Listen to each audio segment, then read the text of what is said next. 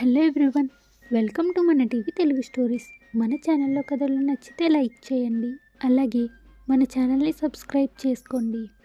అనగనగా కృష్ణాపురం అనే గ్రామంలో రామయ్య మరియు జయమ్మ అనే దంపతులు ఒక చిన్ని ఇంట్లో నివాసం ఉంటున్నారు.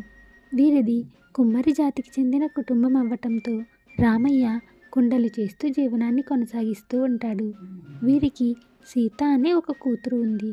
వీరిది పేద కుటుంబం అవ్వటం వలన సీతకు పెద్దగా సదుపాయాలేమీ చేసేవారు కాదు. రామయ్య కుండలు చేస్తూ వాటిని అమ్మి ఇంటికి కావలసిన సరుకులు కొనేవాడు. వ్యాపారం జరిగితేనే తిండి ఉండేది, లేదంటే పస్తులు ఉండేవారు. అలా రోజులు గడిచేసరికి సీతకి పెళ్లి వయసు వస్తుంది. ఏవండి, మన సీతకి పెళ్లి వయసు వచ్చింది. ఏదైనా మంచి సంబంధం ఉంటే చూడండి. అప్పు చేసి అయినా పెళ్లి జరిపిద్దాం. అవును జయమ్మ, కానీ మన పేదరికం వలన సీతకి ఆలన పాలన కూడా చూడలేకపోయాం. కనీసం ఒక మంచి వ్యక్తితో అయినా పెళ్లి చేస్తే సీత జీవితాన్ని చక్కదిద్దిన వాళ్ళం అవుతాం. అవునండి, మీ చెల్లి మీనాక్షి వాళ్ళ అబ్బాయి రాముని మన సీతకి అడుగుదామా? నాకు అడగాలనే ఉంది, కానీ మా చెల్లికి డబ్బు పిచ్చి అని నీకు బాగా తెలుసు కదా. అని మాట్లాడుకుంటూ వాళ్ళ పేదరికాన్ని తలుచుకుని బాధపడుతూ ఉంటారు. రామయ్య వాళ్ళ పక్క గ్రామంలోనే మీనాక్షి వాళ్ళు కూడా ఉంటారు. ఉన్న ఆస్తంతా మీనాక్షి పెళ్లికి కానుకగా ఇవ్వటం వల్లనే రామయ్య వాళ్ళు నిరుపేదలుగా మారుతారు. మీనాక్షికి వాళ్ళ కొడుకైన రాము అంటే చాలా ఇష్టం. రాముకి కూడా పెళ్లి వయసు రావటంతో రాముకి పెళ్లి సంబంధాలు చూస్తూ ఉంటుంది మీనాక్షి. కానీ రాముకి మాత్రం చిన్నప్పటి నుంచి సీత అంటే చాలా ఇష్టం. అమ్మ, నాకు సీత అంటే ఇష్టం, తనని పెళ్లి చేసుకోవాలి అనుకుంటున్నాను.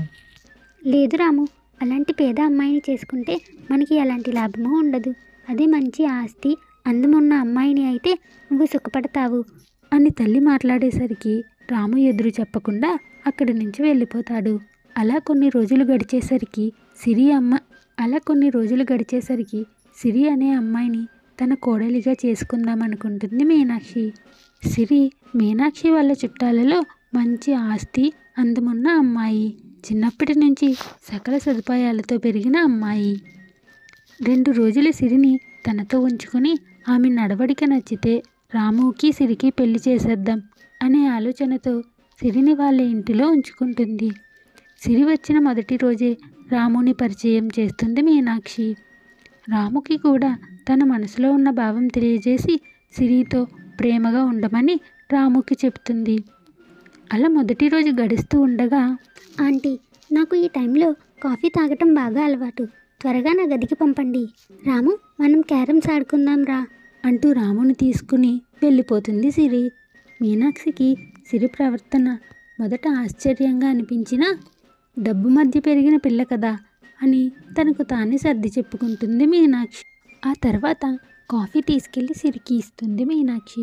సిరి ఆ కాఫీ తాగి, ఆంటీ, కాఫీ చాలా రుచిగా ఉంది. అలాగే నాకు మధ్యాహ్నం భోజనంలోకి గుత్తి వంకాయ కూర, పన్నీర్ పులావ్, అలాగే చికెన్ ఫ్రై కావాలి అని సిరి మాట్లాడేసరికి గుండెలో రాయపడినట్లు అవుతుంది మీనాక్షికి. ఎందుకంటే మీనాక్షి వాళ్ళు కేవలం రోజుకి ఒక కూరే వండుకుంటారు. అంతకు మించి ఖర్చు పెట్టడం మీనాక్షికి అస్సలు నచ్చదు.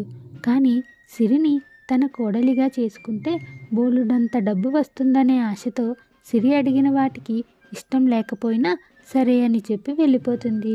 ఆ సాయంత్రం సిరి రాముతో కలిసి షాపింగ్కి వెళ్ళి బోలుడంత డబ్బు ఖర్చు చేస్తుంది.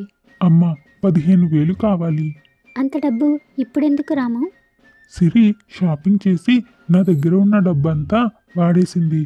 ఇప్పుడు మరలా బయటికి తీసుకెళ్ళమంటుంది అని రాము మాట్లాడేసరికి మీనాక్షి మనసులో, అమ్మో అమ్మో, ఈ పిల్ల ఇంకొక క్షణం ఇక్కడ ఉన్న ఏ గుండెపోటుతోనో పోతాను అని భయపడి వెంటనే సిరిని వాళ్ళ ఇంటి దగ్గర దింపేయమని రాముకు చెప్తుంది. సిరిని వాళ్ళ ఇంటి దగ్గర దింపేస్తాడు రాము. అలా కొన్ని రోజులు గడిచేసరికి మీనాక్షికి అనారోగ్యం వచ్చి మంచం పడుతుంది. ఆ విషయం రామయ్యకు తెలియటంతో సీతను తీసుకుని రామయ్య మీనాక్షిని చూడటానికి వస్తాడు. ఏంటి చెల్లి, ఇప్పుడు ఎలా ఉంది? బాగానే ఉంది అని మాట్లాడుకుని ఆ తర్వాత మీనాక్షికి చేదోడుగా వాదోడుగా ఉంటుందనే ఉద్దేశంతో సీతను అక్కడే విడిచి వెళ్ళిపోతాడు రామయ్య. మీనాక్షి కాలు కింద పెట్టకుండా చూసుకుంటుంది సీత. ఇంటి పని వంట పని తానే చేసుకుంటూ ఉండటంతో 2 రోజులలోనే మీనాక్షి ఆరోగ్యవంతురాలు అవుతుంది. సీత పనితనం మంచితనం చూసి మీనాక్షికి సీతని తన కోడలిగా చేసుకుంటే మంచిగా ఉంటుందనే ఆలోచన వస్తుంది. వెంటనే మీనాక్షి రామయ్యతో మాట్లాడుతుంది. రామయ్య ఎంతో సంతోషించి సీతకి మరియు రాముకి పెళ్లి నిశ్చయిస్తాడు. కానీ వీరి పెళ్ళికి పెళ్ళికొడుకుని ఏనుగుపై ఊరేగించే ఆచారం ఉండటంతో ఆ గ్రామంలో కేశవుడు అనే పశువుల వ్యాపారి వద్దకు వెళ్తాడు రామయ్య. నమస్కారం కేశవ్ గారు. చెప్పు రామయ్య, ఏంటి ఇలా వచ్చావు? ఏదైనా పశువుని కొందామని వచ్చావా? అయినా నీ దగ్గర అంత డబ్బు ఎక్కడిదిలే. అవునయ్యా, మా సీత పెళ్లిలో ఊరేగింపుకి మీ ఏనుగుని అద్దెకి అడుగుదామని వచ్చాను అని రామయ్య చెప్పేసరికి కేశవులు తన దగ్గర ఉన్న ఒక ముసలి ఏనుగుని రామయ్యకి ఇస్తాడు. రామయ్య ఆ ఏనుగుని తీసుకెళ్ళి ఊరేగిస్తూ ఉండగా ఆ ఏనుగు చనిపోతుంది. ఆ విషయం తెలిసిన కేశవులు ఎంతో కోపంగా, నాకు ఎంతో ఇష్టమైన ఏనుగుని చంపేశావు. నేనేం చేయలేదయ్యా, అదే చనిపోయింది. అయినా ఇది చాలా ముసలి ఏనుగు కదా. అదేం నాకు తెలీదు. ఇది వచ్చాక నాకు ఎంతో కలిసి వచ్చింది. మర్యాదగా నా ఏనుగుని నాకు తిరిగి ఇవ్వు, లేదంటే నీ ఇంటిని జప్తు చేసుకుంటాను అని కేశవులు గట్టిగా మాట్లాడేసరికి రామయ్యకి ఏం చేయాలో తెలియక గ్రామ పెద్ద అయిన పెద్దరాజుల దగ్గరకు వెళ్తాడు. ఆయనతో జరిగినదంతా చెప్తాడు. పెద్దరాజులు కేశవుల్ని పిలిపిస్తాడు. కేశవులు, నీ ఏనుగు ముసలిదవ్వటం వల్లనే చనిపోయిందని రామయ్య అంటున్నాడు. లేదయ్యా, నాకు ఆ ఏనుగు వల్ల ఎంతో కలిసి వచ్చింది. అది ఇప్పుడు లేకపోతే నేను నష్టాలు చూడాల్సి వస్తుంది. సరే, మరి ఇప్పుడు ఏం చేద్దామంటావు? నాకు నా ఏనుగు కావాలి, లేదంటే రామయ్య ఇల్లైనా కావాలి. అయ్యా, నాకంటూ ఉన్న ఒకే ఒక ఆస్తి ఆ చిన్న ఇల్లు. ఆ ఏనుగుకి వెలకట్టి ఎంత డబ్బో చెప్తే కట్టేస్తాను, కానీ నా ఇల్లు మాత్రం అడగకండి అయ్యా. ఇది చాలా అన్యాయం. లేదయ్యా, నాకు నా ఏనుగైనా కావాలి, లేదా ఇల్లైనా కావాలి. సరే, రేపు నువ్వు రామయ్య ఇంటికి వెళ్ళు.